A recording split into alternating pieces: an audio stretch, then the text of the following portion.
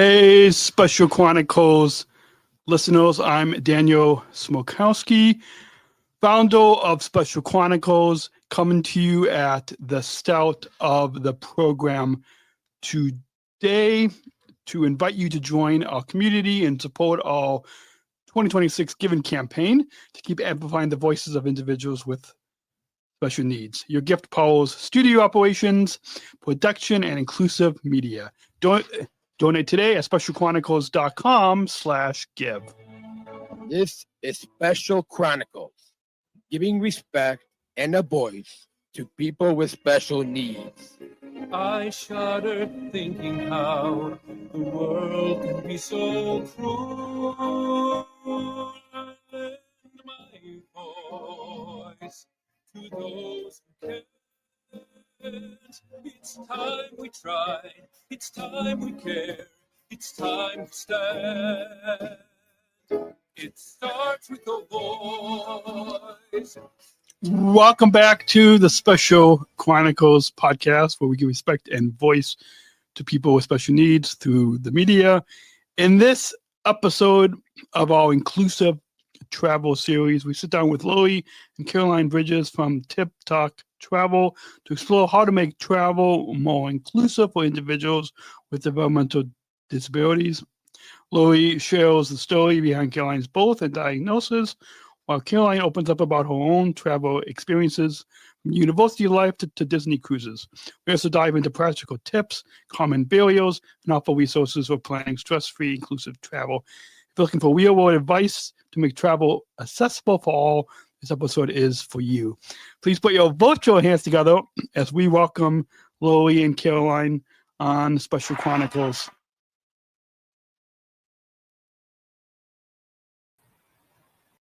Oh, did it? Yeah. There.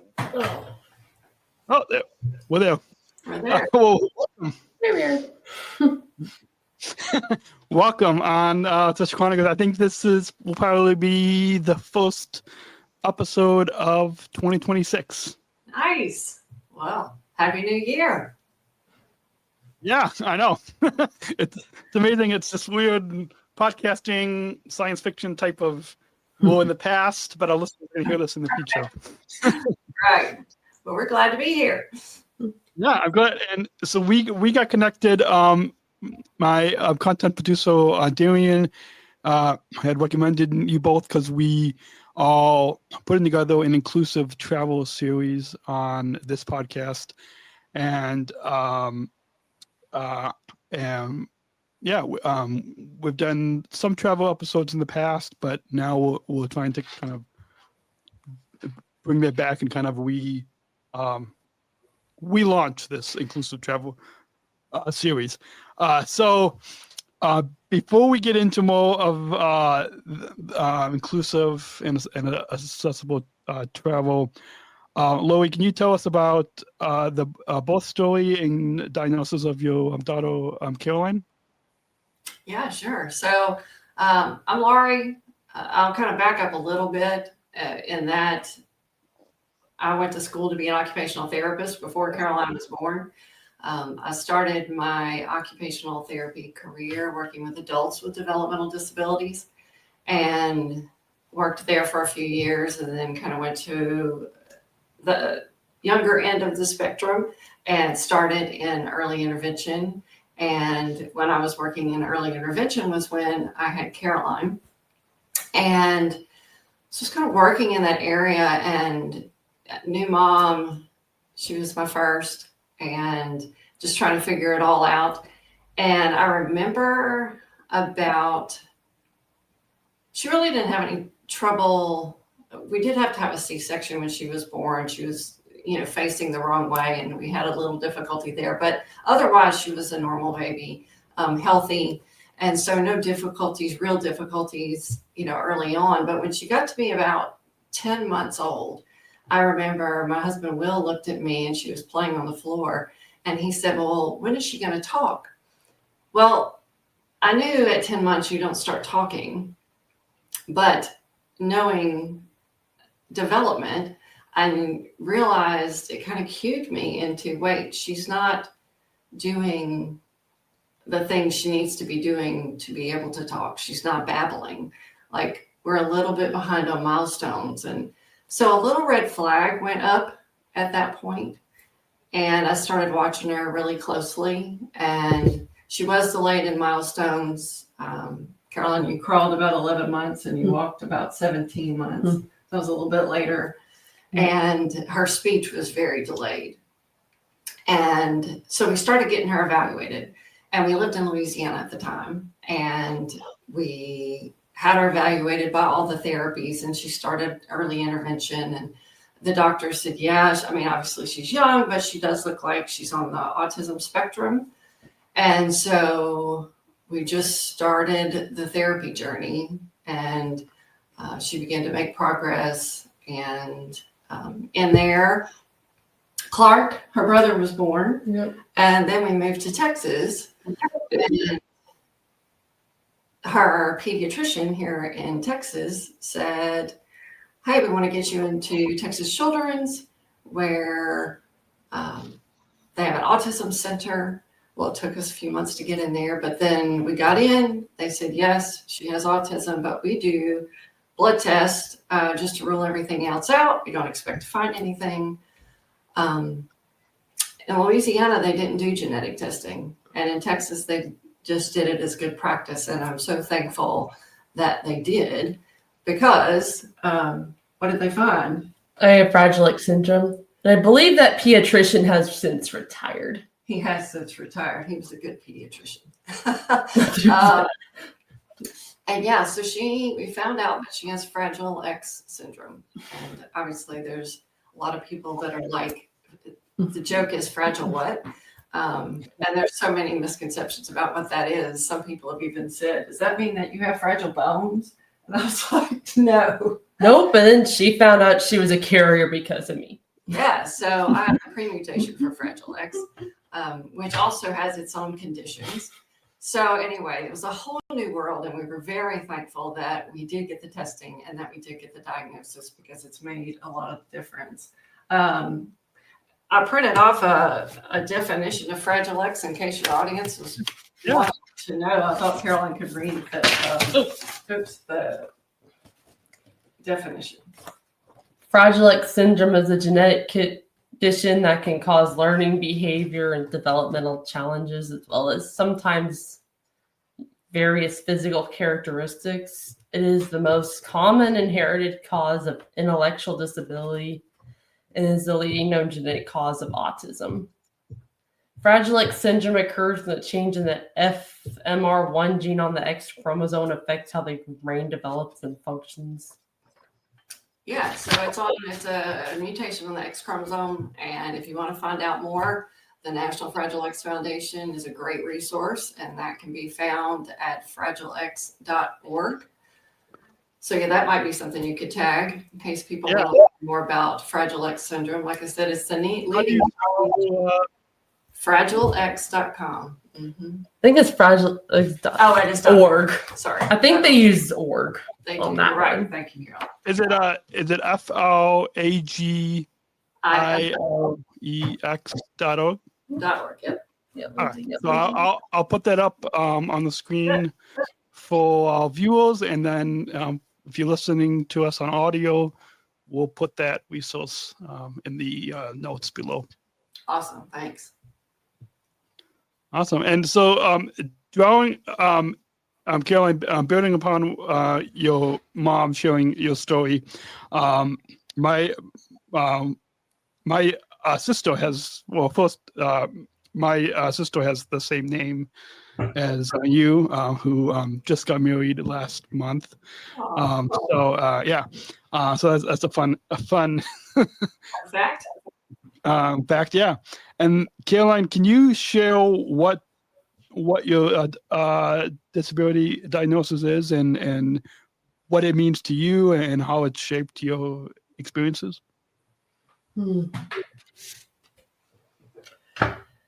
It's been complicated, just makes everything harder. Yeah.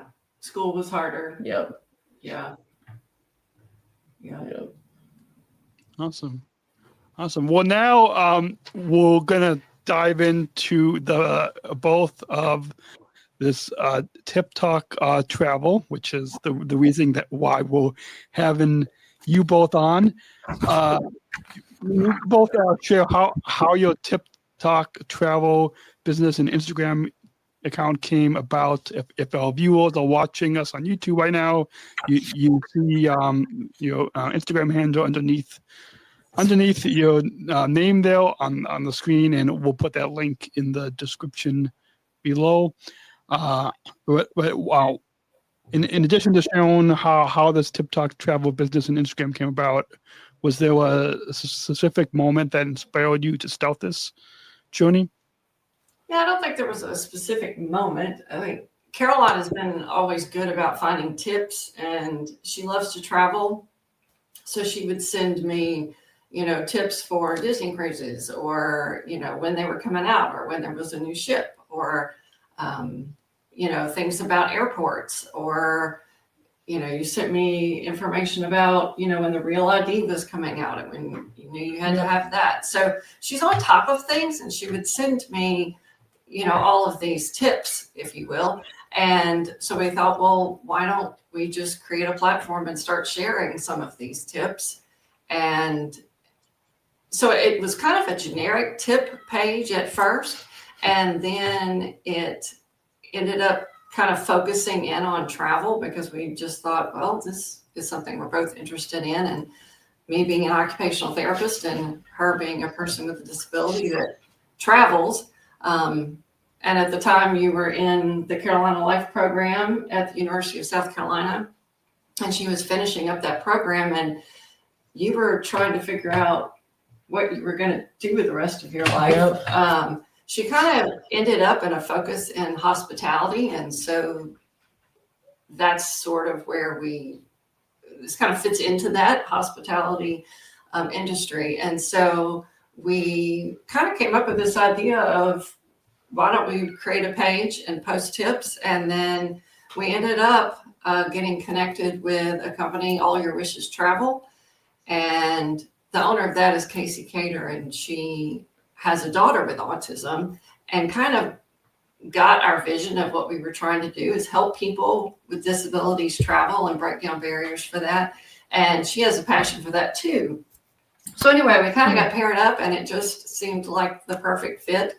And the next thing we knew, we were travel advisors and figuring out how to plan trips. And as an occupational therapist, I've been helping people accommodate for their life for the last 25 years. But so moving into the travel industry, it's different, but it's also similar, because you're just accommodating for the needs, as you travel. So anyway, we're both interested in it, and then it just kind of went from there. And so now we have Tip Talk Travel, which is our tips, and the talk is kind of reference to a clock, because it's time to travel for everyone. So that's sort of where it came about. You're like one of the newest members of their little team. Yes, we are one of the newest members of All Your Wishes Travel. So awesome. So building upon those tips that they said that Caroline has shared with you, as experts in inclusive travel, what are your top tips for planning a vacation, especially for families with children or loved ones who have developmental disabilities? Sure. I think looking definitely first at where you want to go, looking at the location. If your family member has autism, there are certain places that are autism certified, are labeled as autism friendly. And like, for example, the beaches resorts are autism certified, which means their staff have been through trainings about autism, and which can be very helpful when you go. And so their staff at like the kids camps, all of those have been trained in autism. So that's really a good thing to know.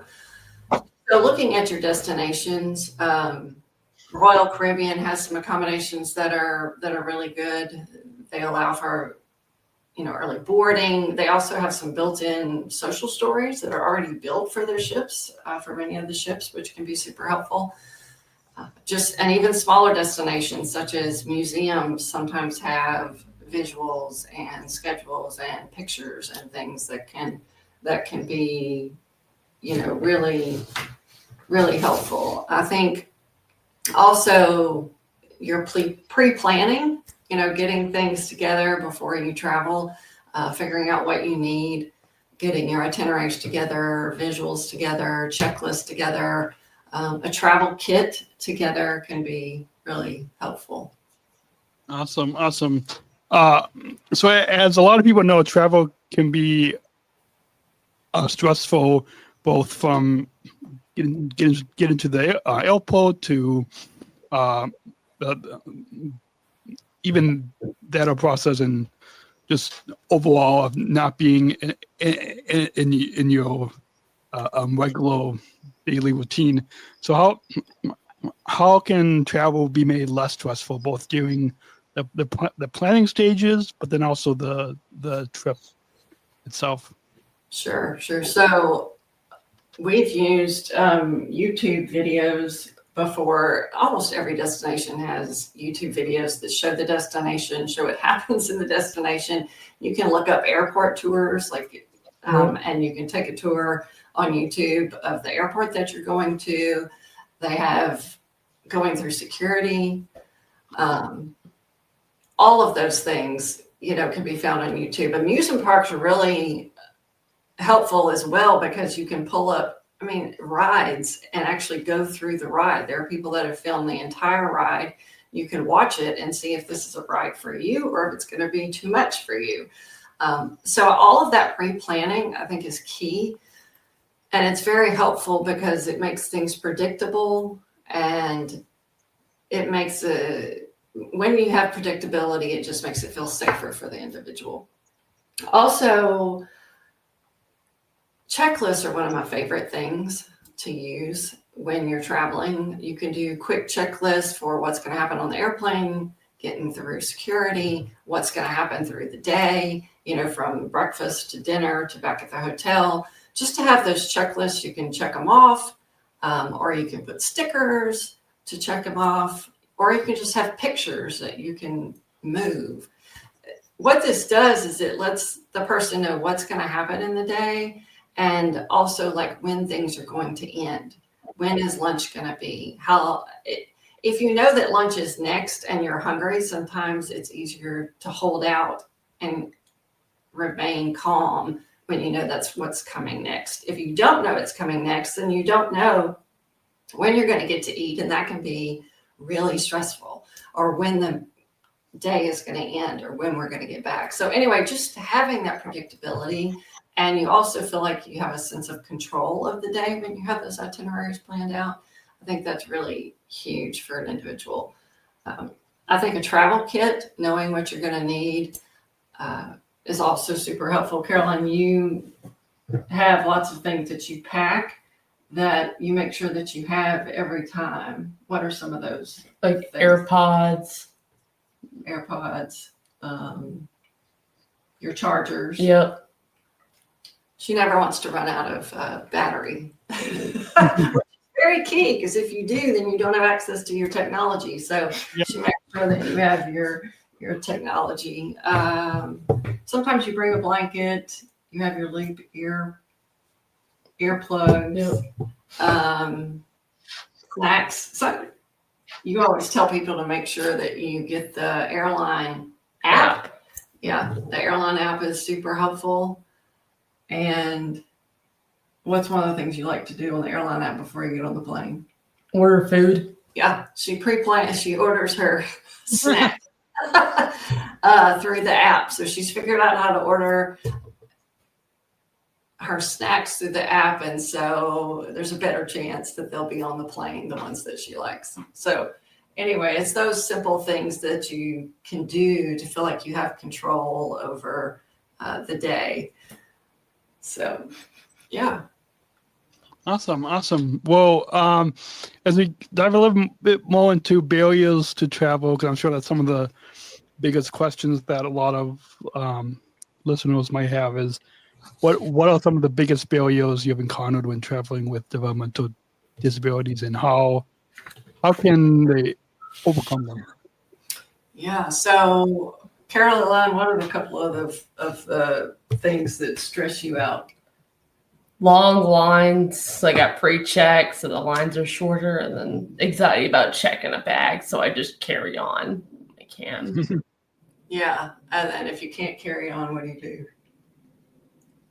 Use the app or air tag. Use an app or an air tag so she knows where her Air luggage tag is. is.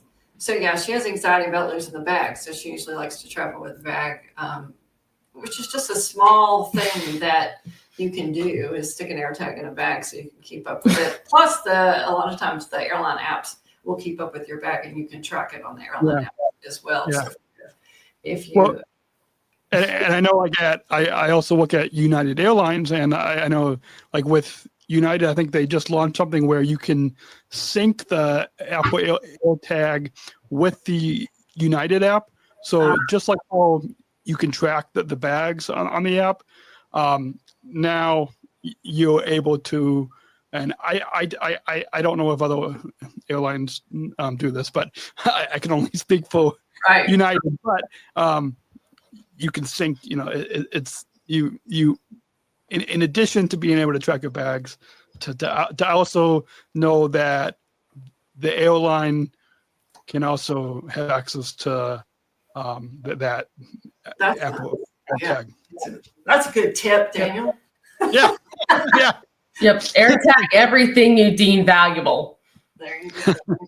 Awesome. There you go. So yeah, I think unpredictability, like we were saying, not knowing what's coming. My sister, when she was 2, we took a trip, and I remember we got to the hotel and she fell apart, crying hysterically, and wanted to go home. And we were trying to figure out what it was. She thought that we had moved to the hotel and that we were never going back home.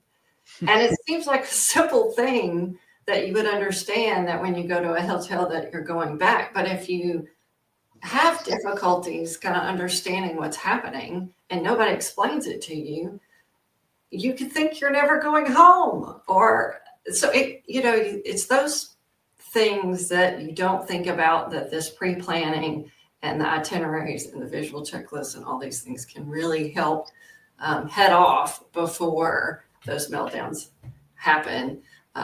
Crowded, loud spaces, unexpected things, like you're in airports are chaotic. There are tons of people, and some are much busier than others.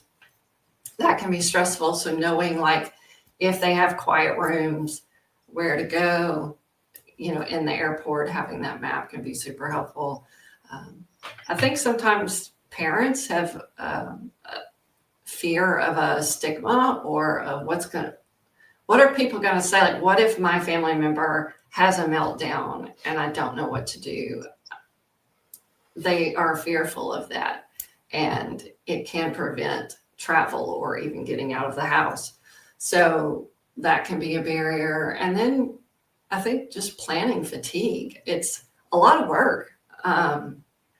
Making sure that you have all of those things, and making sure that you have your travel kit, and making sure that your person is prepared. And even in all that, there can still be unexpected things. How do we handle that? So it's just, for a parent or a caregiver, that can be a barrier, because they're just like, never mind, I just want to stay home. And so that's when, we can help to kind of to walk through everything and make it, as successful as possible. Awesome. Now let's dive into some of Caroline's personal travel stories. Caroline, can you share some of your personal travel stories, from what it's been like traveling to university and even taking trips like Disney cruises? Yes.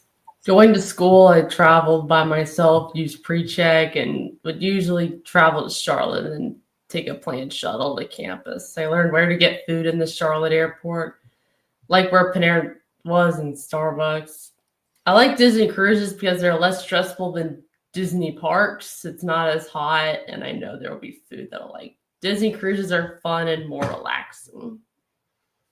Awesome. Awesome. And have you ever traveled to a place or had an experience that was difficult or challenging for you? And how did you navigate through that? That's a good question. Yeah. Do you remember anything where you were really stressed out? I don't know if I. Yeah, I remember like when she was little. I mean, we went to anywhere that had bathrooms with automatic flush toilets. She was really stressed out about that. And the unexpected, because they would sometimes go off when you're sitting on the toilet, and then they would be really loud. And so like they would splash, and it's just really a lot. And so I remember one time we were actually at Disney World, and we were trying to get her to go to the restroom, and she just kept running out screaming because she was so fearful of the restroom. And so we had to come up with some accommodations, some tips to do that. We ended up where I would either go in and hold the sensor, put my hand over it to try to keep it from going off, or we would have like a Post-it note and you could just stick it over the sensor to keep it from going off. But I think it's just those unexpected things when you get overstimulated. Yeah. And that's happened like sometimes when we're out, and we just have to figure out how to take a break. Like, where's our out? And sometimes you got to call it early and be like, okay, we're done. We're going back to the hotel. And I think that's another key, is being flexible. You have to be flexible with your plans. You can't be so rigid that you can't change what your itinerary is going to be, because you may have an individual that just needs a break and needs to stop and might just be done for the day. And you just have to be like, that's okay. So. Awesome. Let's now get into some resources, some inclusive travel resources. What resources would you recommend for families or individuals who are looking to make travel more inclusive?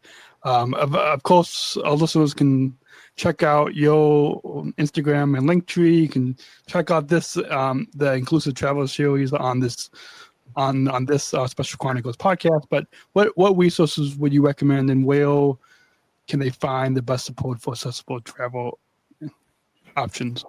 Yeah, sure. So yes, obviously we can go to the TikTok Travel, the Linktree. We're obviously just getting started, and so we're going to be building that resources on that page and trying to figure out what the need is. And also, if we're not developing it, we're going to be trying to show you where to find it.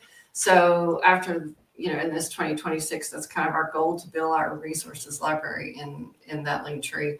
But then also autismtravel.com is a good resource. I went through certification, became a autism travel professional. So if you put my name into that on that website, I come up, but there's other resources on that page that are helpful. So finding somebody that kind of can help you navigate if you need some resources. Sometimes just your general therapist can help. Search your destinations. Like we said before, a lot of time they have built-in resources that you might miss if you don't go searching for them. And that could be very helpful. TSA Cares is a good resource. Like if you know that you're going to need some help, or you might need some help getting through security, that's a good good program that you could reach out to. They can provide somebody to help you navigate the security. I think you've mentioned before the sunflower lanyards, especially for those with maybe an invisible disability. More people are realizing what that means, and then the people at the airports are trained to know that that's a person that may need extra support. So having those sunflower lanyards and wearing those during travel, especially at the airports, can be helpful. And then your highlighted one about the Wings for All, the Wings for Autism, that's a really awesome program.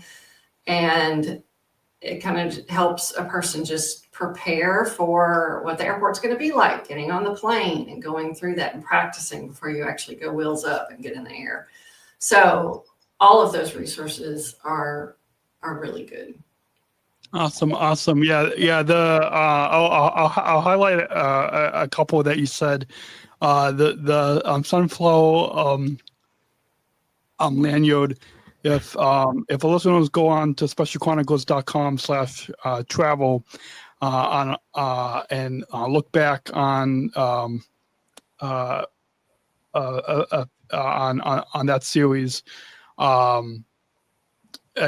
had a conversation with the CEO of the Hidden Disabilities Sunflower Lanyard on this podcast. So if anyone wants to learn a little bit more about the sunflower firsthand from someone who I think not only is a CEO, but he started it because of his daughter.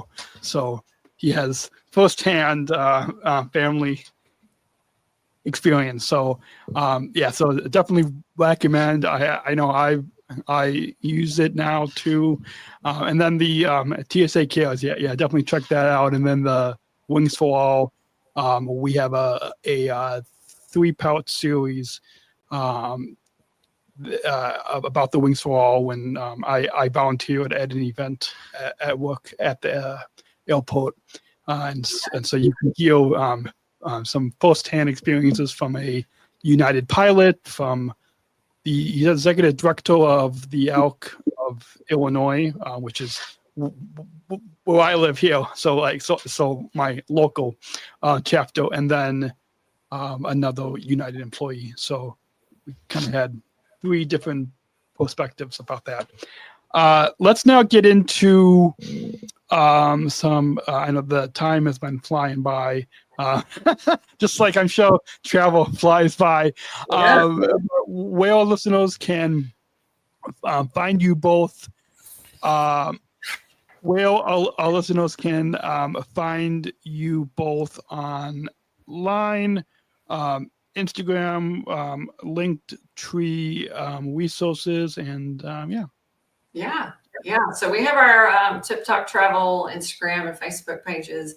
I'll post some, and then Caroline posts some, and we try to post tips as well as travel destinations that will be helpful to explore. We're looking at both those that are good for people with developmental disabilities, and then also looking at those kind of on the other end of the spectrum of people that are retired that may need extra accommodations, as they age but still want to travel. So we're reaching out in that direction too. So we kind of have those 2 areas, but it's all similar in that we're helping people access travel. So you'll see a little bit of that both on our page. Caroline likes to post some funny things too, so you never know what's going to pop up on there. So I suggest you follow. And sometimes we'll post that we booked a trip. And sometimes we'll post trips we booked, right? Yeah. So awesome. You can keep up with what's going on for sure. Awesome. Yeah. So for those of you watching the video on YouTube, you see the Instagram handle right below us.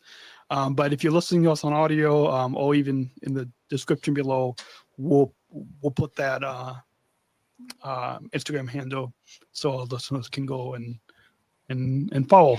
And then we'll put it. And then on your Instagram, you've got a link to your Linktree as well. Right. So in the bio, we have the link to the Linktree, and you can go there. It also has, like, if you're interested in an inquiry on a trip, that form is in there. And then we'll also be putting other resources in there. But if you want to reach out and just do an inquiry, the form is in that Linktree link in the bio, and you can always just message us too, and we check things. So yeah.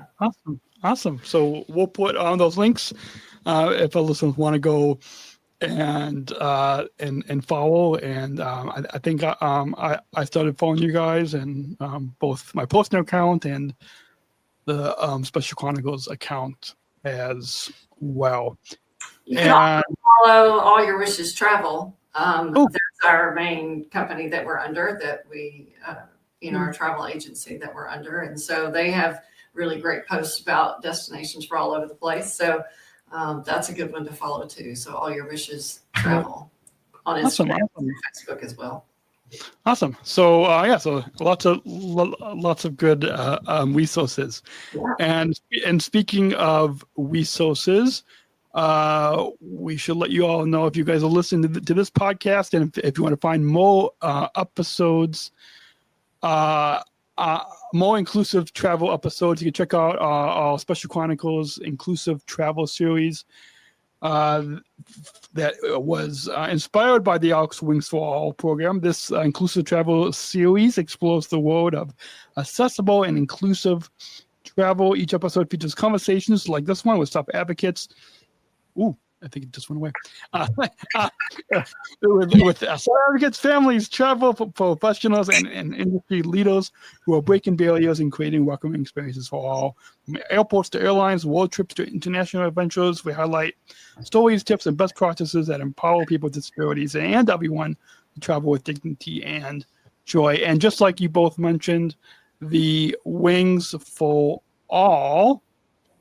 You can check out our 3-part podcast series at specialchronicles.com/wings, which takes you inside the Alex nationwide airport rehearsal program that helps people with developmental disabilities to get an inside look. And I don't know if I mentioned, I know for those of you watching the video, you probably see it on the screen, but for those of you always have to keep the audio podcast listeners in mind. So specialchronicles.com/travel. And that link, I'll just go to specialchronicles.com and click on podcasts. With that, I know the time has just flown by, but do you both have any final thoughts on your overall time here today on the Special Chronicles podcast to share with our listeners? Well, this was great. This was fun, and we've never done a podcast before, so this is new, and it was a fun experience. So thanks, Daniel, for doing this and providing resources to people and letting us get the word out. And, our main goal is just to help people access travel in whatever way that looks like. So let us know if you need some help. Awesome. Yeah. So we'll definitely recommend for all of you listening, if you guys need help with inclusive travel, definitely get in touch with Laurie and Caroline and follow them at Tock Travel. And finally, got one final segment, and we've got a bumper. So let's go ahead and roll that bumper to introduce that final question. We're not just athletes. We are the ambassadors of an uprising. Peaceful protester. In a rebellion against anyone who has a fear of difference. Our demands are Equality. Dignity. And the recognition of our shared humanity. We will not stop. Or accept anything less. Today, our world is more divided than ever. And coming together has never been more urgent. The revolution is inclusion. Find out more at jointherevolution.org. So we don't just want our listeners to, we want our listeners to listen to this, but we don't just want our listeners to consume this content, but to take inclusion and to bring inclusion into their lives, into their workplaces, schools, communities, travel. And so this final question will kind of give our listeners like a good call to action, and you both can answer this however you want. And what does inclusion mean to both of you? What does inclusion mean to you? Like being able to do stuff. Yeah. I think, I don't usually like saying what it's not, but it's not charity. It's really belonging. And I think making sure that people are accepted and they belong in all the places of life, including, home, work, travel, school, not just included, but belonging. And so anyway, I think that making sure that everybody has access to all of the things and can do all the things that they deserve to be able to do is inclusion. And we're all in this together, so we just help each other. Awesome. Yeah, that's a perfect way to wrap up this episode. And anytime that you both want to come back on and share some more inclusive travel resources with our listeners, you can. Well, you have my email, so you can get in touch anytime to come back on the program. All right, awesome. And thanks all for tuning in to this episode of the Special Chronicles podcast and our inclusive travel series. A big thank you to Laurie and Caroline Bridges from Tock Travel for sharing the powerful story and practical insights on making travel more inclusive for people with developmental disabilities. We hope their experiences inspire you to plan your own stress-free, accessible adventures. If you enjoyed this episode, be sure to subscribe or follow, leave us a review, and share it with your friends. You can find more resources, stories, and upcoming episodes at specialchronicles.com. Until next time, remember, choose to include. Thanks for listening. Thank you for listening to this episode of the Special Chronicles podcast. Our podcast was produced by Daniel Smukowski on the Special Chronicles Network. Follow Special Chronicles on Instagram, Facebook, Twitter, LinkedIn, and YouTube. Subscribe, rate, and review Special Chronicles on Apple Podcasts, Spotify, or wherever you listen to podcasts. Our website, specialchronicles.com, where you can stream our archives of over 500 episodes for free. Also, there's a list of our favorites, original series, award-winning columns, and blogs. And sign up for our newsletter to receive exclusive bonus content delivered to your inbox. Again, specialchronicles.com. Special Chronicles is hosted by Podbean Podcast Hosting. Our live streams are powered by StreamYard. Thanks, as always, to our business manager, Adam Smukowski, who always encourages us to never give up. I'm Daniel Smukowski. Back next week. More stories. Special Chronicles, giving respect and a voice to people with special needs.